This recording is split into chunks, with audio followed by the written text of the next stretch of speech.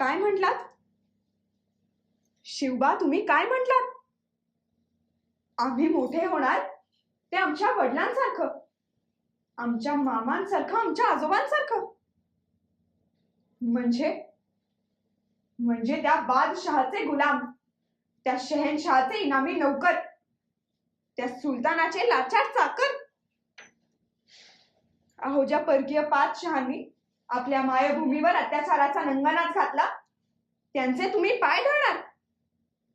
ज्यांनी आपल्या पुण्याच्या पुण्यभूमीवर गाढवाचा नांगर फिरवला, त्यांच्या समोर तुम्ही सर झुकवणार?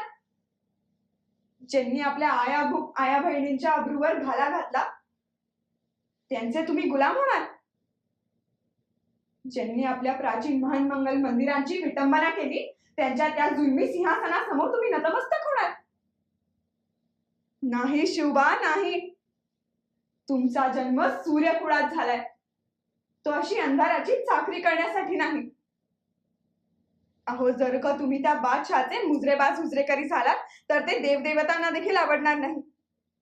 देवदेवता देखील डोक्याला हात लावतील आणि म्हणतील, पुत्र करंटा निपजला. अहो शिवबा, यासाठीच का आम्ही तुम्हाला श्री रामकृष्णांच्या पराक्रमाच्या कथा ऐकवल्या? यासाठीच का 12 मावळ्यातील मर्द मराठे आम्ही तुमचे सवंगडी म्हणून बोलावले? यासाठीच का मराठी मातेची ममता आम्ही तुमच्या हृदयात जागवली? जागे व्हा राजे, जागे व्हा. डोळे उघडून सभोवती पहा.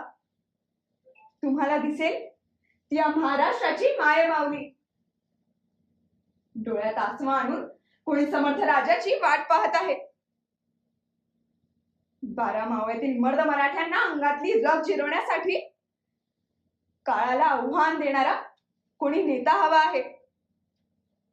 अकराळ विक्राळ सह्याद्रीला गड किल्ल्यांनी नटवणारा, रणतांडव घालणारा कोणी शिवशंकर हवा आहे. मंदिरातील मंगल मूर्तींना बाहूमध्ये हनुमंताचं बळ असणारा कोणी रक्षक हवा आहे. ते पहा राजे, ते पहा. मावळ्यांची मनगट शिवशिवत आहेत, भीमतडी तट्ट फुरफुरत आहेत, म्यानातील तलवारी कडकडत आहेत. या युद्धभूमीवर धाव घेण्यासाठी मावळ्यांची उत्सुकता शिगेला पोहोचली आहे. ठिणगी पडायचा अवकाश की क्रांतीचा स्फोट होणार आहे. महाराज, आता तुम्ही फक्त हाती भगवी पता